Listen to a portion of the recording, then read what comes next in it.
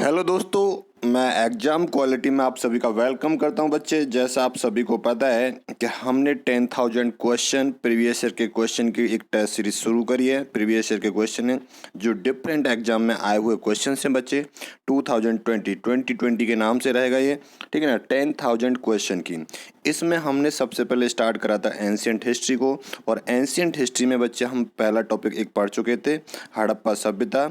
दूसरा टॉपिक भी हम पढ़ चुके थे इसमें, वैदिक संस्कृति। और आज जो तीसरा टॉपिक रहेगा हमारा वो क्या रहेगा बच्चे, मगध का उदय रहेगा, ठीक है ना। ऐसे ही हमारा एंशियंट हिस्ट्री के बाद में मॉडर्न हिस्ट्री आएगा, फिर मेडुअल भी करेंगे, मेडुअल के बाद में मॉडर्न हिस्ट्री आएगा, फिर ज्योग्राफी, सारा डालेंगे बच्चे।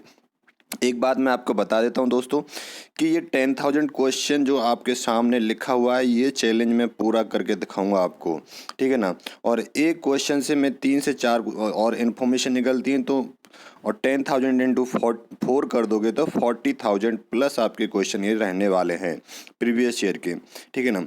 आपको बस सपोर्ट ये करना है कि चैनल को ज़्यादा से ज़्यादा सब्सक्राइब करना है बच्चे और शेयर करना है, ठीक है। अगर अच्छा लगे तब करना है कुछ, ठीक है बच्चे। अच्छा लगेगा तो करना है, ठीक है ना, फिर तो कोई बात ही नहीं है भाई। और ये मैं अपना चैलेंज पूरा करके दिखाऊंगा आपको। 10,000 क्वेश्चन आपके सामने होंगे, ठीक है। तो चलो क्वेश्चन पे चलते हैं, ज़्यादा टाइम नहीं लेंगे बच्चे। तो देखो पहला क्वेश्चन आपके सामने है, वो क्या कह रहा है, भारत का कौन सा क्षेत्र प्राचीन समय में अवंतिका के नाम से जाना जाता था। तो बच्चे कौन सा जाना जाता था, अवध, रोहिलखंड या बुंदेलखंड या मालवा। तो मालवा जाना जाता था, कौन सा, मालवा आंसर आपका हो जाएगा, ठीक है ना। वर्तमान का जो मालवा जनपद है वो प्राचीन काल में किसके नाम से जाना जाता था, अवंतिका के नाम से जाना जाता था, ठीक है। अवंतिका कोई आज की डेट में क्या बोलते हैं, मालवा बोलते हैं, ध्यान रखेंगे।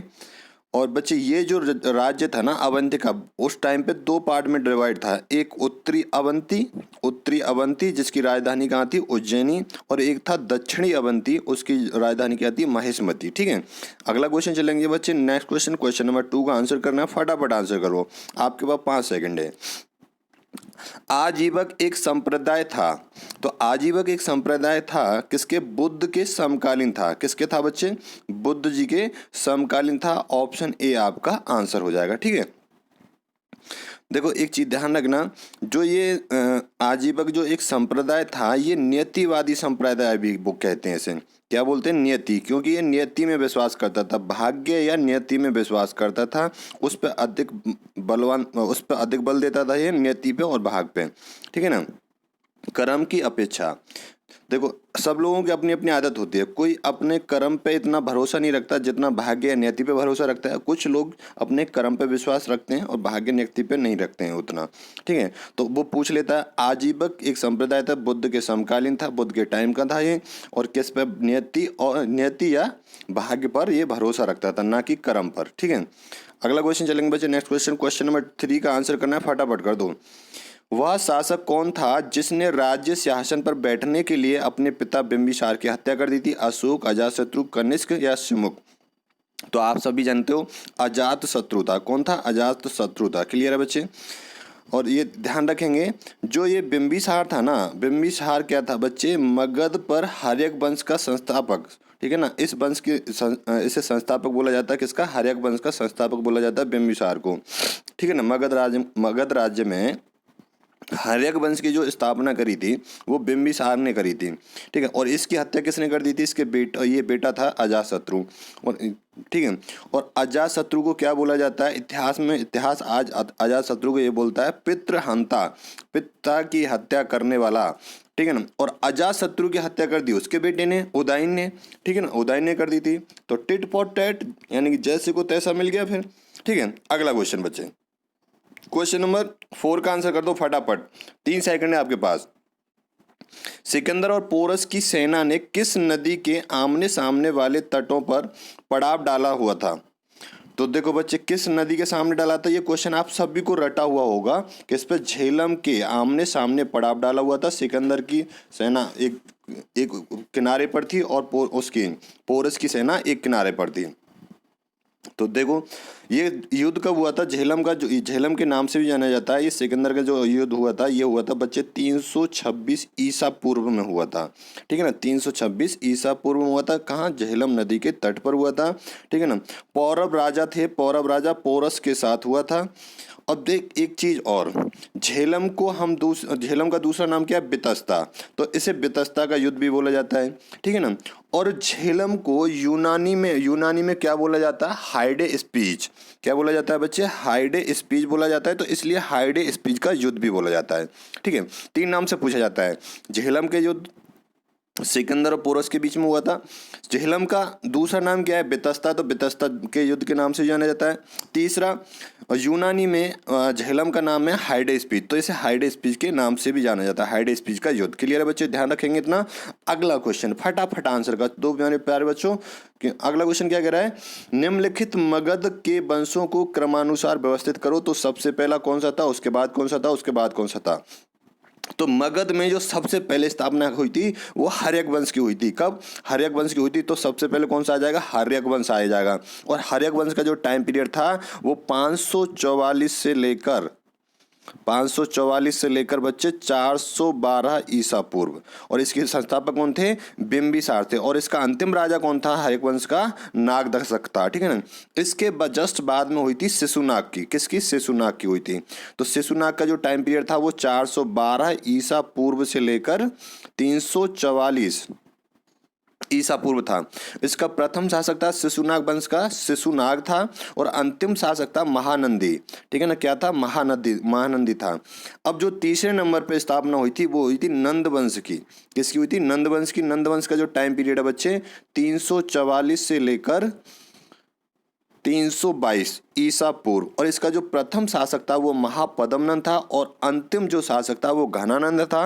और घनानंद को किसने हराया था, चंद्रगुप्त मौर्य ने हराया था, आपने वो कहानी सुनी होगी। और देन उसके चौथे नंबर पर आता है मौर्य वंश। मौर्य वंश की स्थापना हुई थी 323 में। ठीक है ना, आचार्य चाणक्य भी इसी टाइम पे थे, मौर्य वंश के टाइम पे ही। ठीक है ना, चंद्रगुप्त मौर्य का जो प्रथम शासक था वो कौन था, चंद्रगुप्त मौर्य था प्रथम शासक। और अंतिम शासक कौन था, भद्रथ था। तो कौन सा हो जाएगा बच्चे, हर्यक वंश, शिशुनाग वंश, फिर मौर्य वंश, फिर हर्यक वंश, शिशुनाग वंश, फिर नंद वंश, फिर मौर्य वंश। ऑप्शन सी आपका आंसर हो जाएगा। एक क्वेश्चन बनता है बच्चे, याद कर लेना, एक बार फिर बता रहा हूँ मैं आपको। ठीक है, सबसे पहले मगध एक साम्राज्य था। मगध साम्राज्य में किसकी, हर्यक वंश की स्थापना हुई। हर्यक वंश का संस्थापक कौन था, बिंबिसार था। और अंतिम शासक था नागदशक। फिर उसके बाद में नागदशक को उसके सेनापति ने मार दिया था, शिशुनाग ने।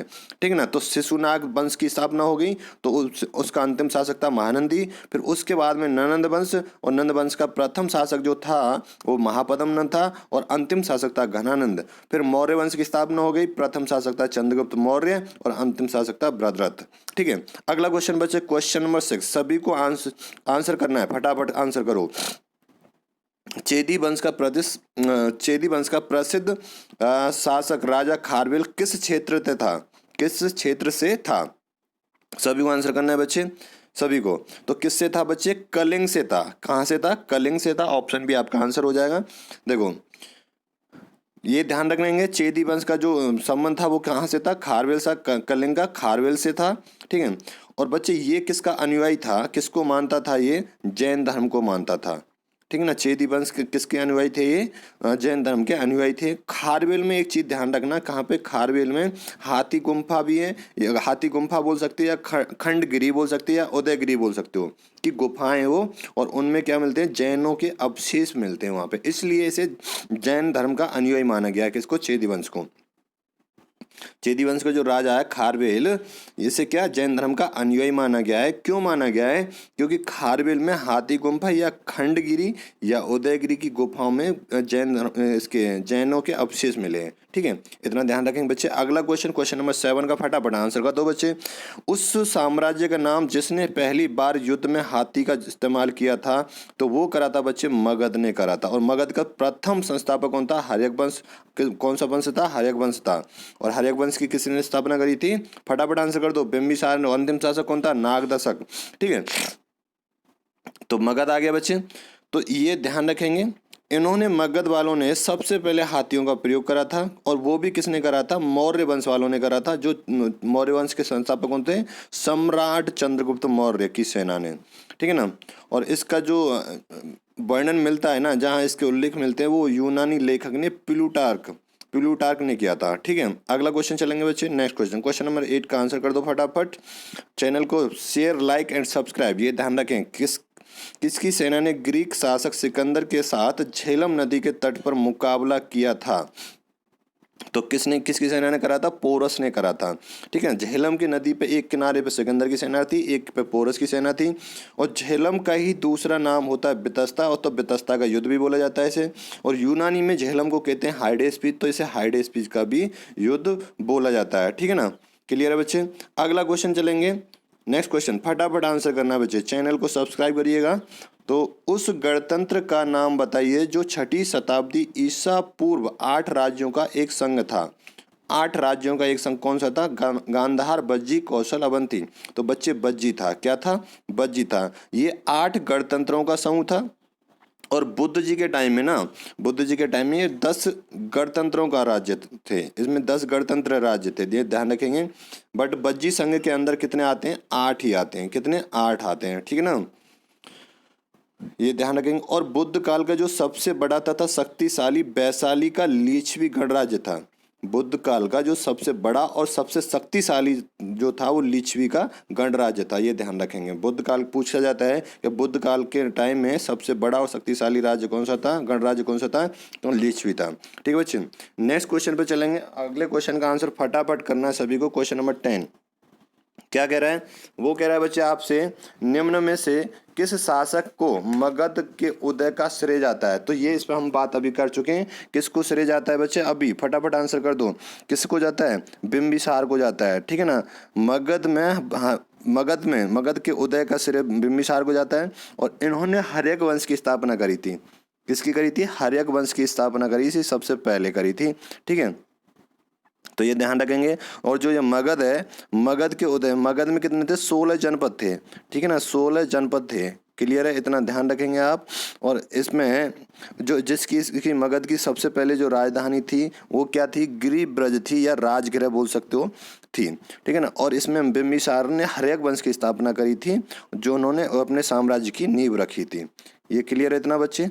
अगला क्वेश्चन चलेंगे, नेक्स्ट क्वेश्चन पे, क्वेश्चन नंबर 11 पे। क्या कह रहा है? मौर्य वंश के बाद किस वंश ने मगध पर शासन किया? तो मौर्य वंश के बाद में कौन सा आया? देखो, सबसे पहले हर्यक वंश आया था, ठीक है ना। सबसे पहले कौन सा आया था बच्चे? हर्यक वंश आया था, मैं आपको बता चुका हूँ। और हर्यक वंश के बाद में कौन सा आया था? शिशुनाग, ठीक है। शिशुनाग के बाद में कौन आया था? नंद वंश आया था। नंद वंश के बाद में कौन आया? मौर्य वंश आया था। और मौर्य वंश के बाद में बच्चे कौन आ गया था? शुंग वंश आ गया था। तो ऑप्शन बी आपका आंसर हो जाएगा, ठीक है। और मौर्य वंश का संस्थापक, मौर्य वंश के संस्थापक कौन थे? मैंने बताया था, सम्राट चंद्रगुप्त मौर्य थे। और इनका अंतिम शासक कौन था? बृहद्रथ था। और बृहद्रथ की हत्या किसने करी थी? ये पुष्यमित्र शुंग सेनापति थे बृहद्रथ के, उन्होंने उसकी हत्या कर दी थी।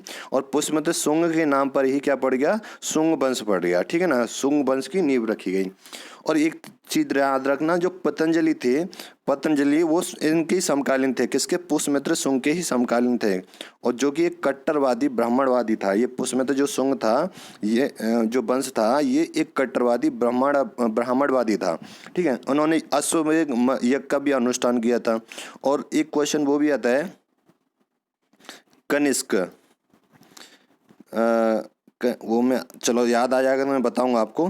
तो ये ध्यान रखना, पतंजलि किसके समकालीन थे? पुष्यमित्र शुंग के। अगला क्वेश्चन चलते हैं बच्चे, नेक्स्ट लास्ट क्वेश्चन है ये। और ये प्रीवियस ईयर के एमसीक्यू चल रहे हैं आपके, ठीक है। नालंदा विश्वविद्यालय कहाँ स्थित है? तो ये कहाँ है? सभी पता होगा बच्चे, बिहार में है। कहाँ पे? बिहार में स्थित है। नालंदा विश्वविद्यालय कहाँ है? बिहार। और पटना के पास है, लगभग 80 किलोमीटर दूर है पटना से। कितना? 80 किलोमीटर दूर है पटना से, दूरी पे है, ठीक है ना। और 2016 में ना इसे विश्व धरोहर में शामिल कर लिया गया, विश्व विरासत स्थल की धरोहर सूची में भी शामिल किया गया है इसे, ठीक है। जो इसका निर्माण करवाया था वो गुप्त काल के जो शासक थे ना, कुमार गुप्त के समय में हुआ था।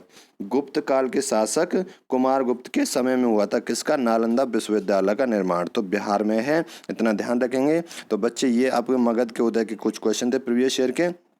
ठीक है। जो अगला टॉपिक आएगा वो आएगा आपका जैन और बौद्ध धर्म का। ठीक है बच्चे, चैनल को ज़्यादा से ज़्यादा सब्सक्राइब करना है, वीडियो को शेयर करना है। ठीक है, 10,000 क्वेश्चन की टेस्ट सीरीज चैलेंज है, दे के रहूँगा आपको। ठीक है, और आपका भी चैलेंज होना चाहिए कि ठीक है वीडियो को ज़्यादा से ज़्यादा शेयर करना है बच्चे।